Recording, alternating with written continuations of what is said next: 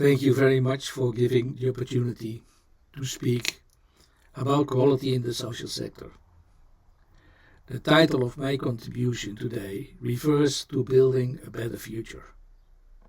In my view, building better futures in social services begins with a common understanding on quality and having in mind what impact you want to achieve. I also believe that the process of having impact starts with complying to fundamental requirements for quality. Today I will address the following 5 questions. How to understand the concept of quality in the social sector? Should a quality framework for a social sector differ from the established frameworks in other sectors? Why do we have quality requirements in our sector? And how to prevent bureaucracy in formulating and in monitoring these requirements? What are the latest trends in managing quality in the social sector? Quality in social sector is a complex concept. It can be seen from different angles. We all have our different views on quality and emphasize different aspects. This comes because we have different interests, different needs, and different expectations about social services. I will show you some examples. In the social sector, there are many different views on what quality would mean. Every person may have his or her personal view on quality. And on the screen you can see various perspectives. Meeting needs and expectations of service users. A perspective of a professional working in the sector. Improving my quality of life. A perspective of a service user. Ensuring agreed outcomes and achievements. A perspective of a manager. Delivering services according to evidence-based practices. A perspective of a researcher. Respecting rights and dignities of individual service users. A perspective of a human rights organization. And delivering cost-effective programs. A perspective of a funder of services. The concept of quality in social sector, therefore, is a complex concept. It requires looking at quality from many different perspectives at the same time.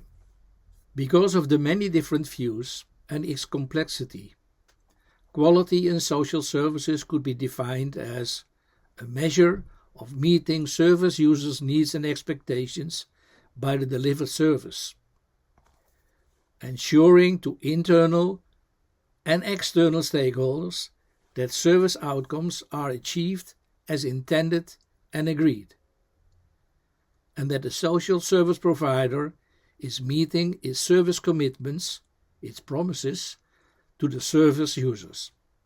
So the essential elements in the definition of service quality are meeting service user needs and expectations, meeting service commitments to service users, ensuring service outcomes as intended as agreed. Those who provide quality in social services must respond to these elements by understanding needs and expectations of service users, by providing transparency in what services are delivered and how they are delivered, by providing transparency in the outcomes of services. What are the achievements of the offered services, and do these achievements meet the expectations of the stakeholders? These are essential dimensions of quality in social sector. In the social sectors, outcomes are an important aspect of quality. However, the outcomes are typically less tangible and harder to measure compared to the outputs in other sectors. But they are critical for assessing the effectiveness of a service, a program, or an intervention. These outcomes are sometimes more difficult to measure. In some of the social programs, it may even take years to show their full effects. The social sector has some similarities with the educational sector. Both sectors have users with different talents, needs and expectations. In both sectors, the services are delivered by professionals who have knowledge, skills and competences so they can deliver the service. In both sectors, the provision of services is organized, managed and coordinated by organizations or institutions. In 2007 and 2011, McKinsey reported about the quality of education. And this research was based on one key question. How come that some schools perform better than other schools? Some schools perform better than other schools because of 4 reasons. 1. Getting the right people becoming a teacher. 2nd. Develop teachers into effective instructors. 3rd. Placing coaches in school to support the teacher. And 4th, enabling teachers to learn from each other. So the key actions for quality in education is about selecting the right people, developing the right skills and competences, supporting them by the organizations and having a culture of learning from each other. I think that the conclusion of the research of McKinsey may also be highly relevant for the social sector.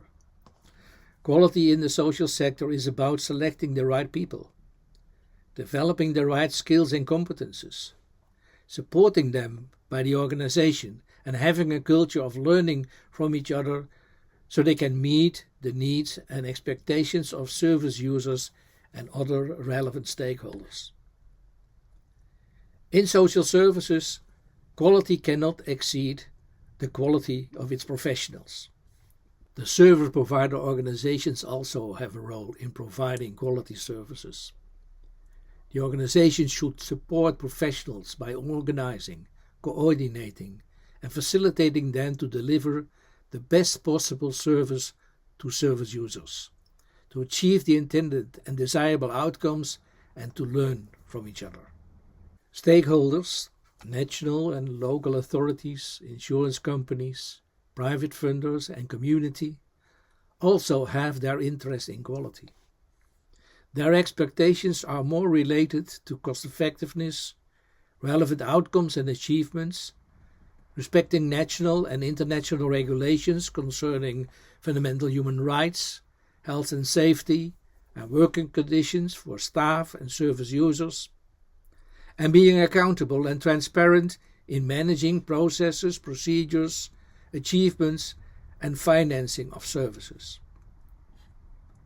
Conclusion is that understanding the concept of quality in social sector requires looking at quality from a multidimensional and a multi-stakeholder perspective. This brings me to my next question.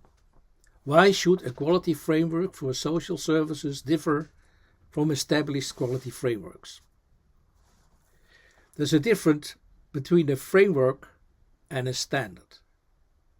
And the difference lies mainly in the purpose, the content, and the application.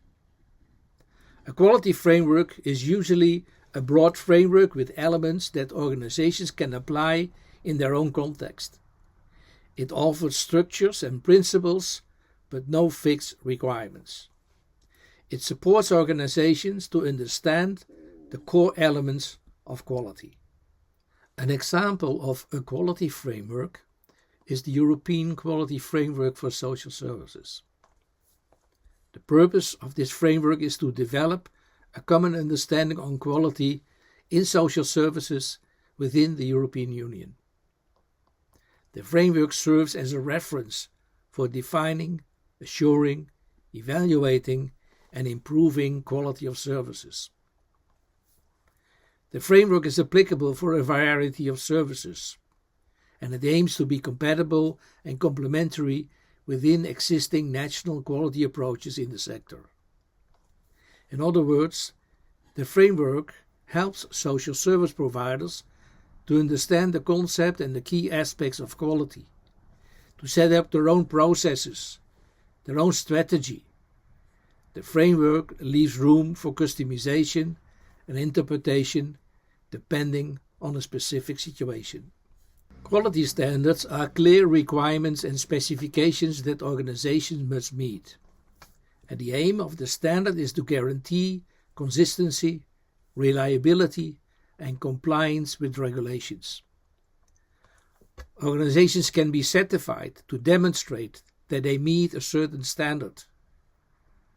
And the standard specified what exactly you need to do by meeting certain requirements.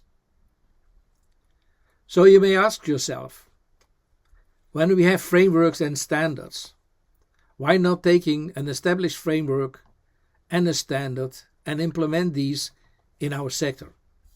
When we talk about quality frameworks and quality standards in social services, it would be wise to have a full understanding of the difference between products and services.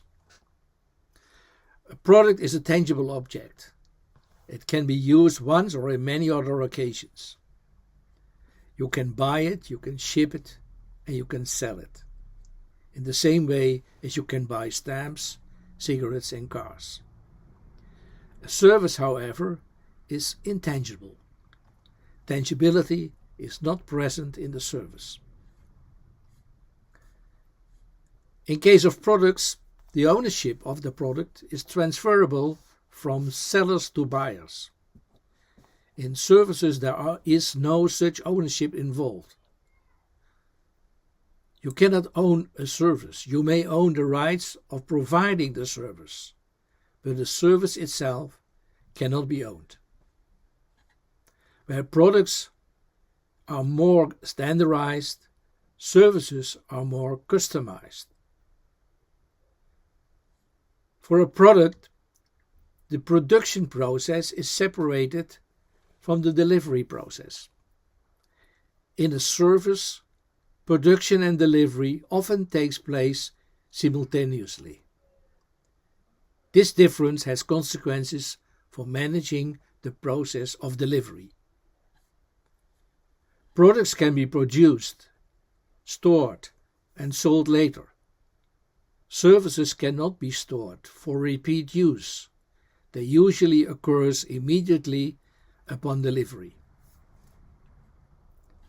The most crucial difference between a product and a service is that a service is based on the relationship and an interaction between a person who delivers and a person who receives the service.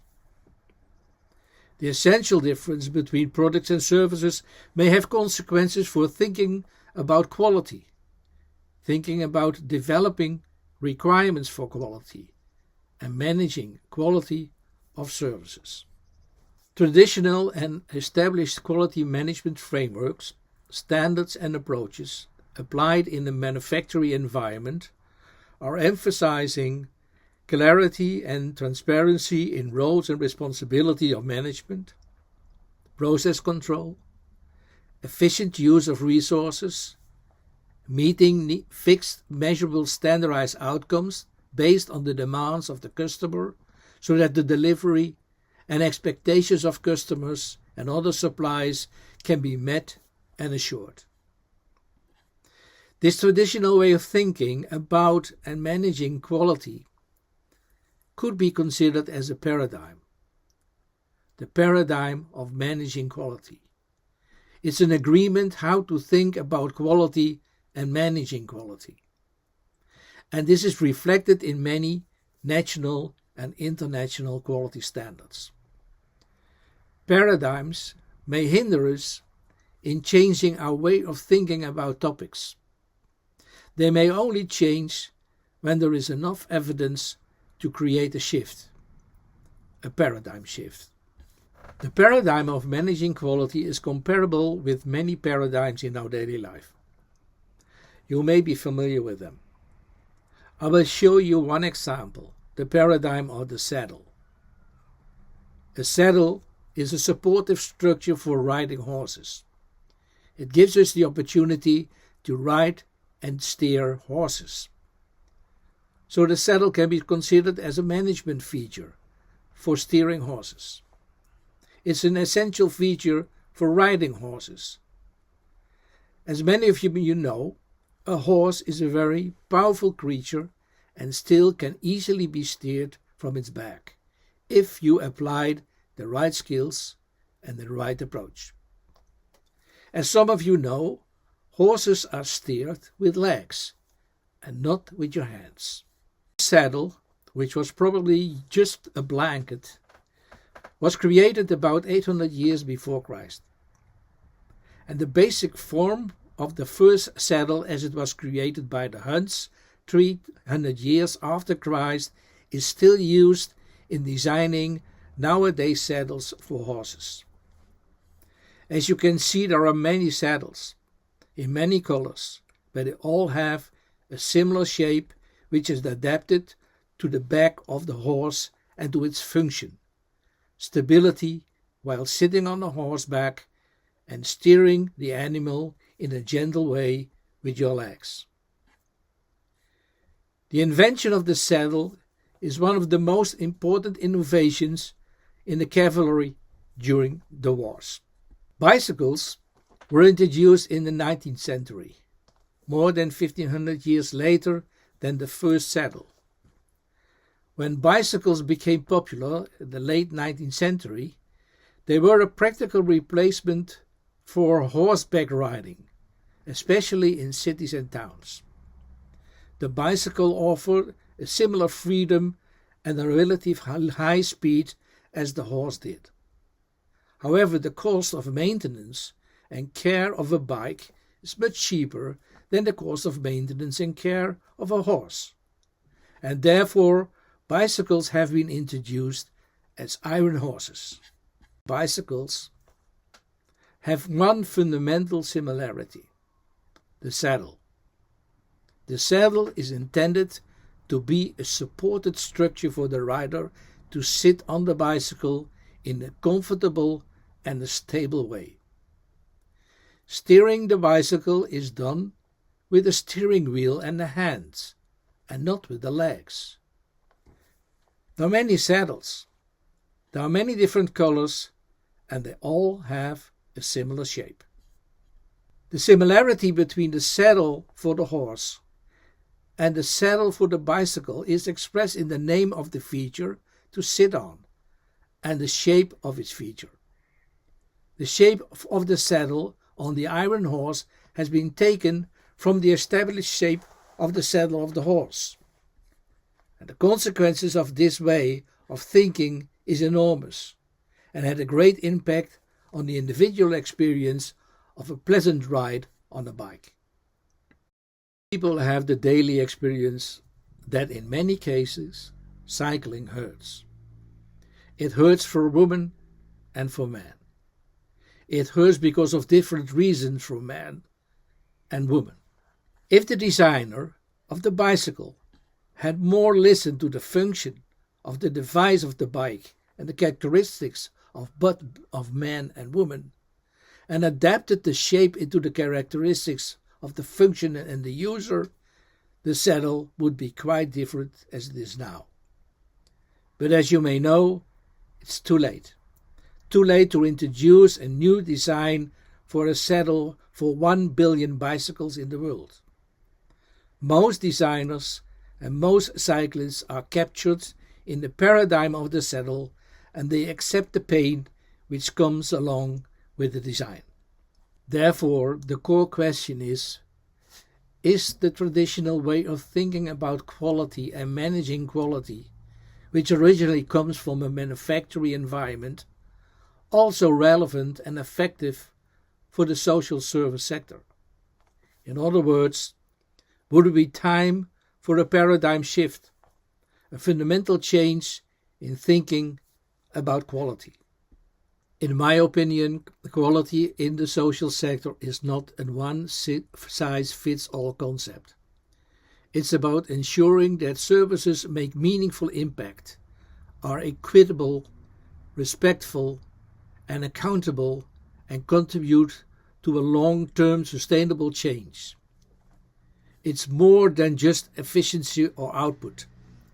It's about achieving positive social outcomes and ensuring that those who are the most marginalized are heard, served, supported and encouraged to participate in our communities.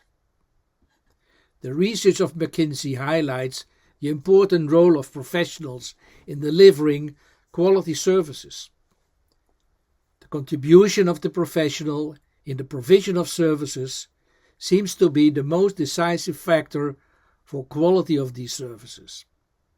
Service quality, therefore, is achieved by efforts and quality of the professionals. A framework for quality in social sector should make clear what to address in providing social services, so needs and expectations of service users and other stakeholders are properly addressed. European Quality in Social Services defined its framework in 10 principles.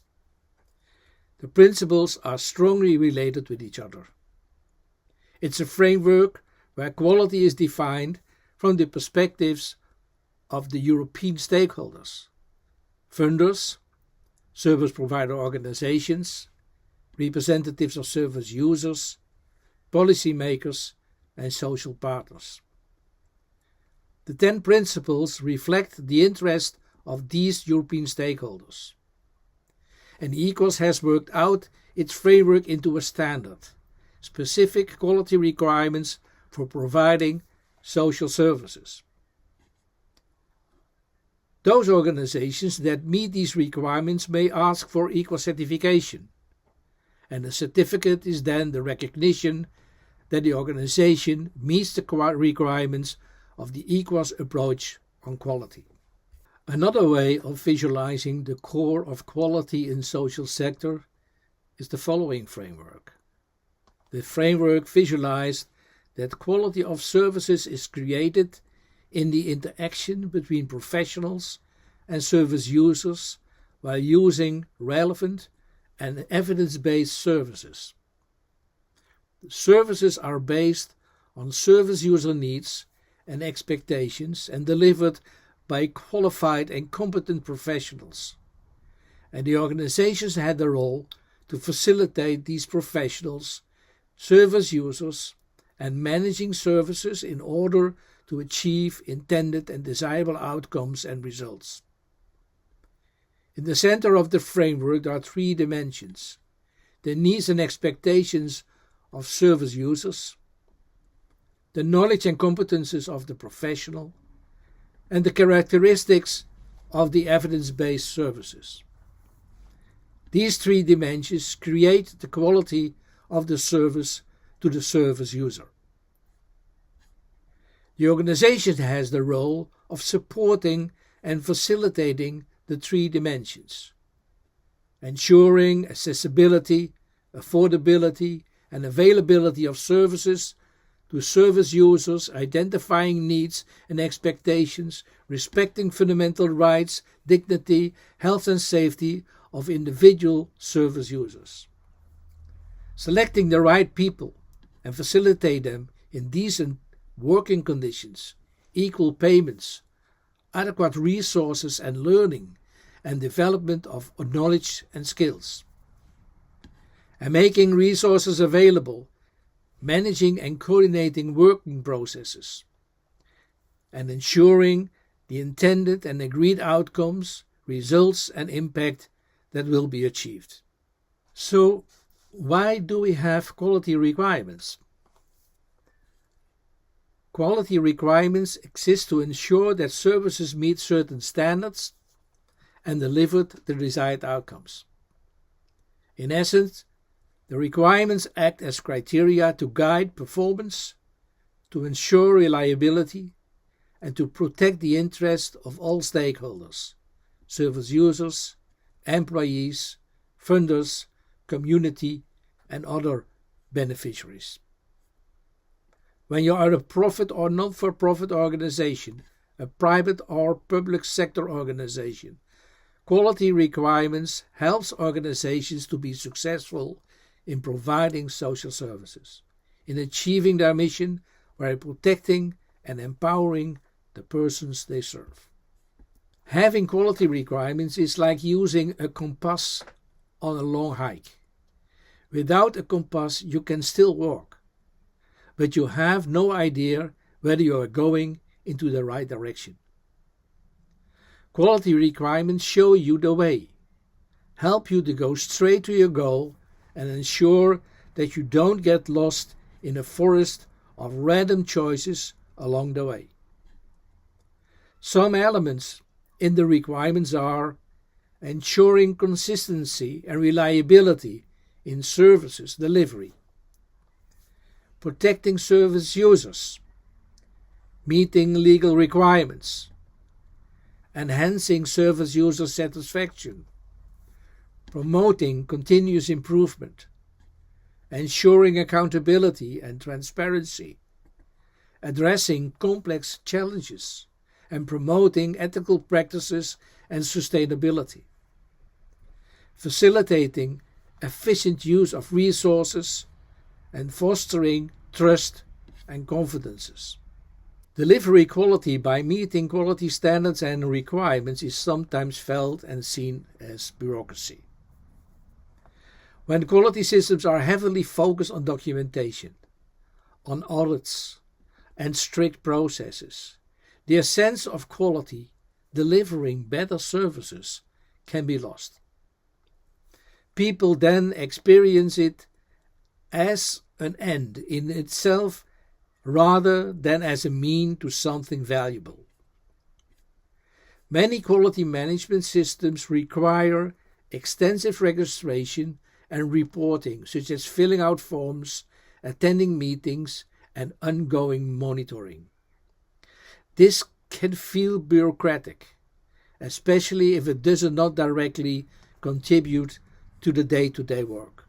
To avoid bureaucracy, when formulating and inspecting quality criteria, I would recommend to keep the following topics into your mind.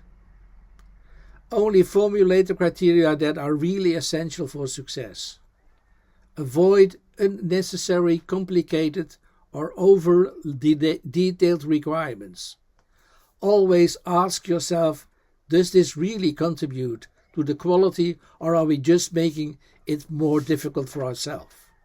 Let the people who will work with the criteria, such as executors and inspectors, think along in the process. This ensures that the criteria are in line with the reality and do not become theoretical obstacles. Opt for clear and achievable quality standards. Avoid too many control points that require unnecessary administration. Focus on core aspects that have impact on the result. Use tools or systems that support processes and make inspections more efficient. This prevents endless paper lists and duplication of work. Design inspections as an opportunity to learn and to improve, not as a bureaucratic checklist.